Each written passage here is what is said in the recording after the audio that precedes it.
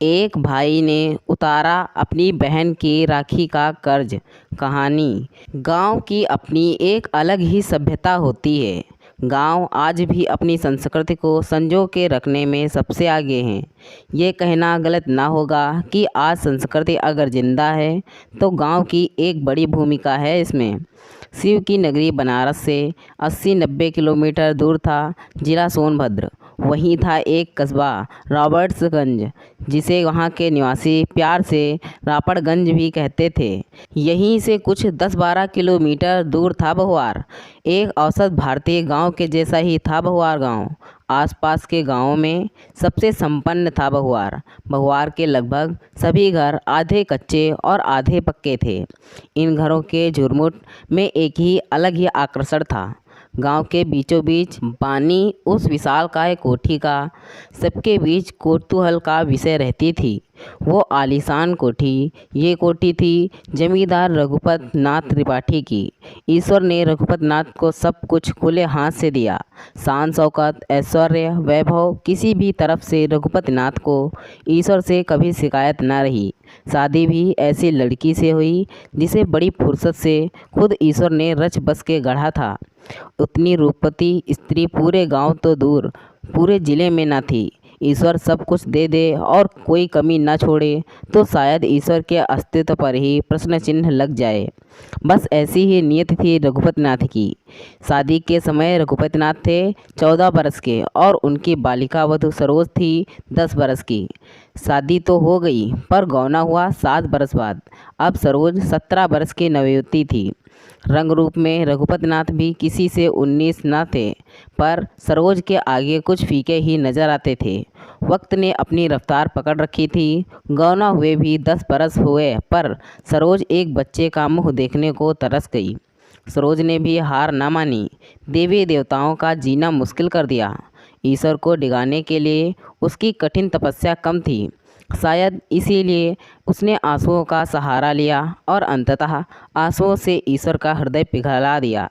10 बरस के लंबे अंतराल के बाद रघुपति नाथ के घर में किलकारियां गूंजी। जन्म हुआ एक बहुत ही प्यारे से बेटे का, जिसका नाम रखा गया मानवेंद्र त्रिपाठी। प्यार में सब उसको मन्नू ही बुलाते। जमींदारों के घरों में नौकर चाकर की फौज रहती। त्रिपाठी निवास भी इसका अपवाद न था। हर काम के लिए नौकर थे।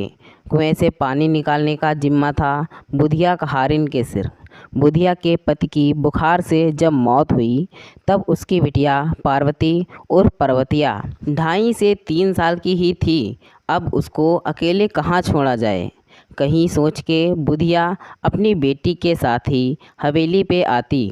बुधिया की गरीबी पे तरस खाया सरोज ने या उसके अकेलेपन पे, ये तो दावे के साथ कोई नहीं कह सकता। वजह चाहे जो हो, सरोज ने हवेली के एक कमरे में बुधिया का घर बसा दिया।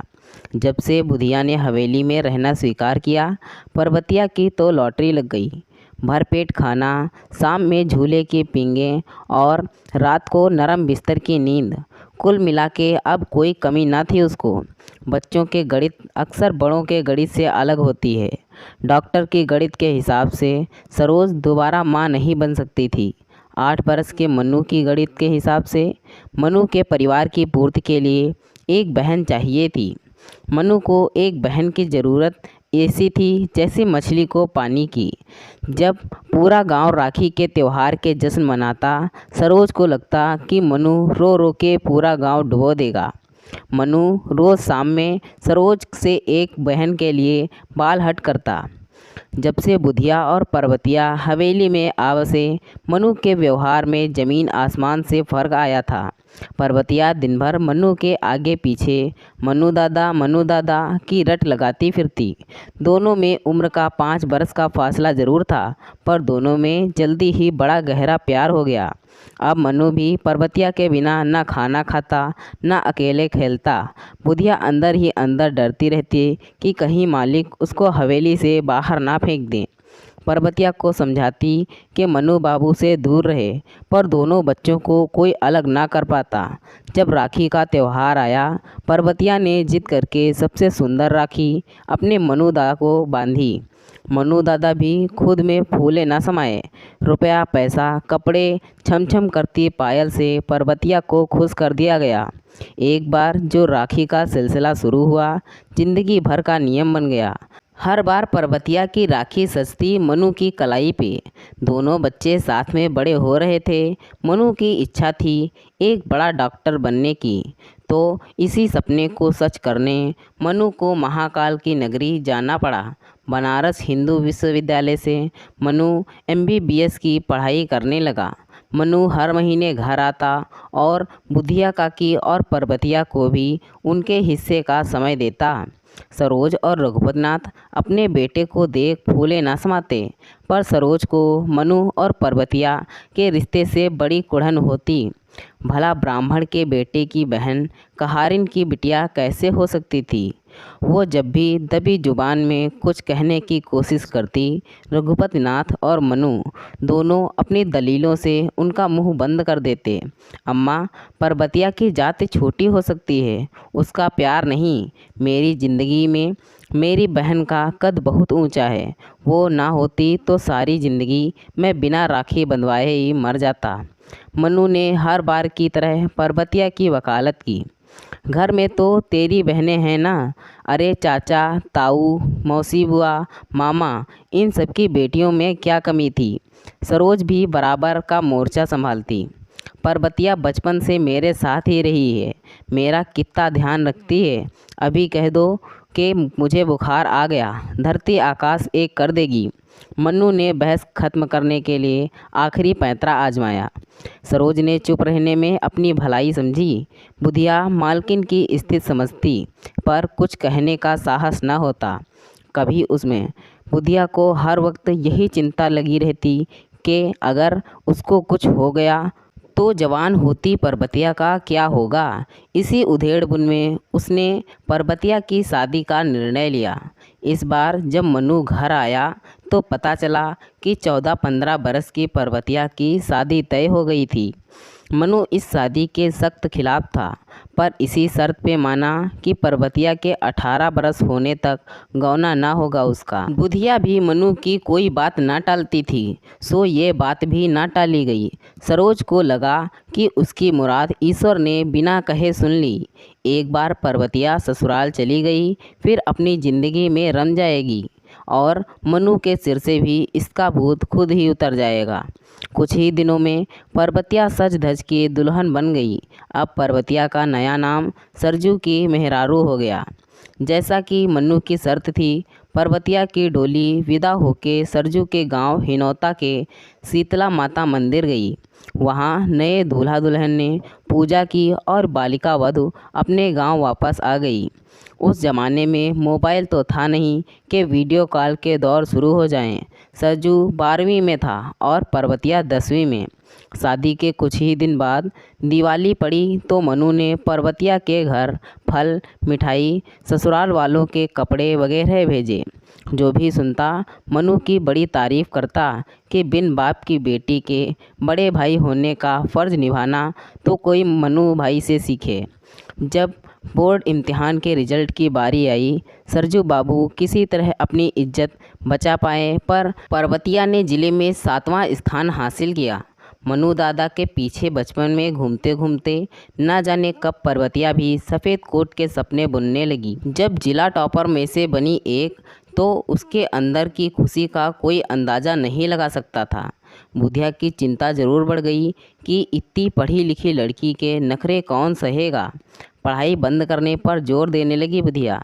एक बार फिर मनु ने बीच में पढ़ के सिर्फ 12वीं तक पढ़ने की अनुमति मिल गई। पर्वतिया को लगने लगा कि मन्नू दादा इंसान नहीं देवदूत हैं। जब भी कोई मुसीबत आती दादा उसको बचा लेते हैं। मन्नू जब भी घर आता अपने मेडिकल कॉलेज के किस्से सुनाता तो पर्वतिया को लगता कि वो कोई अलग ही दुनिया है। उसका मन ललचाता आगे की पढ़ाई के लिए। भारी भरकम किताबें उसको बड़ी अच्छी लगतीं। सपनों की दुनिया में वो कई बार डॉक्टर बन भी चुकी थी, पर वास्तविकता के धरातल पर जब आती तो दुखी हो जाती। जब 12वीं का रिजल्ट आया, पर्वतिया ज़िले में 3रे स्थान पर थी। 12वीं के रिजल्ट ने पर्वतिया के अंदर एक नया जोश भर दिया। पर सच ये था कि उसके ससुराल वाले अब गौने की जिद करने लगे थे। अब तक सरजू बाबू टमाटर की खेती में अपने बापू के हाथ बटाने लगे थे। आगे की पढ़ाई का साहस वो जुटा ना सके। गौने की जिद में देखा जाए तो कुछ गलत भी ना था। पर्वतिया अब 18 बरस की होने को थी। अब निजी ज़िंदगी में कोई नाप तोल तो चलती नहीं। अब पर्वतिया इंटर पास कर चुकी थी। बुधिया को उसकी समधन ने ज्ञान दिया। अरे ओ बुधिया, तोहरे बुद्धि जिन काहे लइकी के पढ़ावे लिखावे की ज़रूरत। अब भेजा तू हमार बहुरिया हमरे घर। अपन गृहस्थी संभलिए त सब भूत कपारी पे से उतार जाई। ढेर बात ना बतिया तू। खाए भर के कौना कमी नाही बा हमरे घर। नौकरी करवावे के नाही हमका। 4 पैसा हाथ में आई त ढेर मन बढ़े करें के। ऐसन कर तू अब की कार्तिक पर्वतिया के विदा कर। हमरी दिवाली बहुरिया के आवे से रोशन हो जाई। लड़के वालों की इच्छा से ही सदा से काम हुए हैं। पति ही अपनी पत्नी का भाग्य रचयिता रहा है अनंत काल से। पर्वतिया के साथ कुछ अलग होने की उम्मीद न थी। जिद पर्वतिया की भी थी। वो अपने भविष्य के साथ समझौता करने को तैयार ना थी। किसी से कुछ बोलती भी ना थी। उसकी आंखों में उसके जुनून को साफ पढ़ा जा सकता था। बुधिया अब पर्वतिया की विदाई के लिए सामान सहेजने लगी। सरोज की खुशी का अलग ही कारण था। उसको लगता था कि अब की बार की राखी मन्नू और पर्वतिया की आखिरी राखी होगी। कौन सा कल को उसका पति रोज़ रोज़ पर्वतिया को लेकर आएगा। बस जाए ये अपनी ससुराल एक बार। उसकी ससुराल का गांव हिनौता वैसे तो ज़्यादा दूर नहीं था। अब मन्नू सगा भाई तो है नहीं, इसलिए सरोज को पूरा भरोसा था कि ये धागे के रिश्ते धागे से ही नाजुक होंगे। टूटने में देर ना लगेगी। हकीकत यही है कि इंसान सोचता कुछ और है पर ईश्वर को कुछ और ही मंजूर होता है। ईश्वर की इच्छा कहाँ इंसान की सोच की गुलाम हो सकती है। ईश्वर की इच्छा और इंसान के सपनों में तारतम्य अक्सर कम ही हो पाता है। इधर बुधिया पर्वतिया की विदाई की बाट जो रही थी, उधर विदाई तो किसी और की लिखी थी। सावन महीने में महाकाल की नगरी की छटा देखते ही बनती है। इस बार के सावन को डेंगू बुखार ने फीका कर दिया। डेंगू बुखार ने सबको डरा रखा था। इसी बुखार की चपेट में सरजू बाबू आ गए। 21-22 साल की भरी जवानी में जब इंसान सपनों की दुनिया की सैर करता है, उस उम्र में सरजू बाबू स्वर्गलोक की सैर को कूच कर गए। पीछे छूट गए रोकते विलखते माँ बाप और पर्वतिया को समझ नहीं आ रहा था कि वो कुमारी कन्या थी या ब्याहिता या विधवा। विलाप करे भी तो किसका। पति जो उसको छोड़ के चला गया, उसकी तो कोई याद भी न थी पर्वतिया को। सामने आ जाता तो पहचान भी ना पाती। सभी ने सरजू की अकाल मृत्यु का दोष बहुत आसानी से पर्वतिया की मनहूस किस्मत से जोड़ दिया। राखी के एक दिन पहले मन्नू जब गांव पहुंचे तो उनका स्वागत दूर तक पसरे सन्नाटे ने किया। पूरा गांव पर्वतिया को अपनी बिटिया मानता था। बिटिया के वैधव्य का दुख पूरे गांव में पसर गया था। मन्नू को देखते ही पर्वतिया उसके गले लग फूट फूट कर रोई। 3 से 4 दिन से जो आंसू आँखों से बाहर आने को तड़प रहे थे, वो भाई को देखते ही बह निकले। पर्वतिया का दिल रोकर हल्का हो गया था। अगले ही दिन बुधिया ने मन्नू से पर्वतिया को हिनौता भेजने की बात की। बुधिया की सास की मानसिकता से वो पहले ही परिचित था। काहे पर्वतिया को मारे पे तुली हो काकी। हीरा सी लड़की की पत्थरों बराबर कदर ना हुई हिनौता माँ। का करी हुआ टमाटर के खेतन माँ काम करी। कान खोल के सुन ला सब जन। पर्वतिया कहूँ ना जाई। ऊ पढ़ाई करी, ऊका मौका देब हम, ओकर बड़का भाई। कोई अगर पर्वतिया के हिनौता भेजे के बात करी ते हमसे लाश पे से गुजरी। मनु को इतने गुस्से में कभी किसी ने ना देखा था। सरोज, बुधिया और इकट्ठा हुए गांव वाले एक एक करके धीरे से खिसक लिए। वहाँ बचे मनु, सरोज, रघुपतिनाथ, बुधिया और पर्वतिया। पर्वतिया की किस्मत का फैसला लिया तो ईश्वर ने, पर उसको अमल में लाने के लिए ईश्वर ने मनु को ही चुना। बहुत देर तक पसरी एक अजीब सी खामोशी को मनु ने ही तोड़ा। पर्वतिया खाली नाम की बहिन ना है हमार, हम एकरी खातिर जान देव सकित हन और लेव सकित हन। पर्वतिया आगे पढ़ी और डॉक्टर बनी।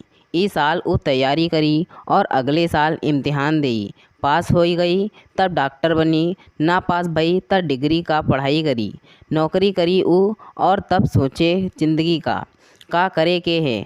मनु बुधिया और समझाने के बहाने सरोज को भी समझा दिया। मनु को इकलौते होने का मतलब अच्छे से पता था। पर्वतिया की आंख से गंगा जमुना बह जा रही थी। अगले कुछ महीने पर्वतिया ने जी जान से पढ़ाई की। आखिरकार मेहनत के आगे परिस्थितियों को भी घुटने टेकने पड़ते हैं। पर्वतिया को प्रतिष्ठित king George medical college Lucknow में दाखिला मिल गया। इस साल का हीवेट मेडल और चांसलर मेडल जीतने वाली छात्रा एक ही है और वो कोई और नहीं, वो है डॉक्टर पार्वती। माइक पे उद्घोषक की आवाज़ तालियों की गड़गड़ाहट में कहीं गुम हो गई। बुधिया को समझ ही नहीं आ रहा था कि क्या बोले और क्या सोचे, कैसे भगवान का शुक्रिया अदा करे। रघुपतिनाथ अपने बेटे के फैसलों को आज दिल से शाबाशी दे रहे थे। सरोज ने भी पर्वतिया को अपनी बिटिया मान लिया था। आज मन्नू को लग रहा था कि पर्वतिया के राखी का कर्ज कुछ अंश तक तो चुका ही दिया था। सच ही तो है, माँ के दूध का कर्ज और बहन के राखी का कर्ज शायद उतार पाना इतना आसान नहीं होता। कौन कहता है कि राखी का धागा कमज़ोर होता है? इसकी मजबूती के अंदाज़ा सिर्फ निभाने वाला ही जानता है। तो दोस्तों, यह थी हमारी आज की कहानी। अगर यह कहानी आपको पसंद आई है तो कृपया इसे लाइक करें और कहानी पर अपनी राय देने के लिए इसमें कमेंट करें। दोस्तों, ऐसी ही और कहानियाँ सुनने के लिए हमारे चैनल को सब्सक्राइब करें। धन्यवाद दोस्तों। Thanks for watching this video.